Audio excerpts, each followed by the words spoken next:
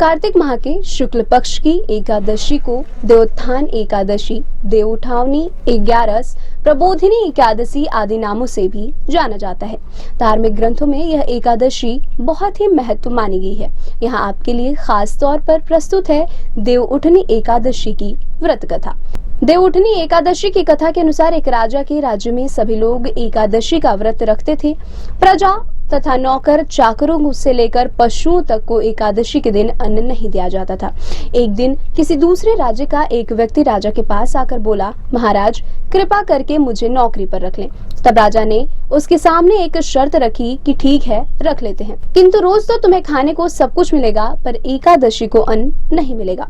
उस व्यक्ति ने उस समय हाँ कर ली, पर एकादशी के दिन जब उसे फलहार का सामान दिया गया तो वह राजा के सामने जाकर गिड़गिड़ाने लगा, महाराज इससे मेरा पेट नहीं भरेगा, मैं भूखा ही मर जाऊंगा, मुझे अन्न दे दो। राजा ने उसे शर्त की बात याद दिलाई, पर वह अन्न छोड़ने को राजी नहीं हुआ। तब राजा ने उसे आटा, दाल, चावल आदि दिए। वह नदी पहुंचा और स्नान कर भोजन पकाने लगा। जब भोजन बन गया तो वह भगवान को बुलाने लगा, आओ भगवान भोजन तैयार है। उसके बुलाने पर पीताम्बर धारण किए भगवान चतुर्भुज रूप में आ गए तथा प्रेम से उसके साथ भोजन करने लगे। भोजन आदि करके भगवान अंतर्ध्यान हो गए तथा वह अपने काम पर चला गया। 15 दिन बाद अगली एकादशी को वह राजा से कहने लगा कि महाराज मुझे दुगना सामान दीजिए।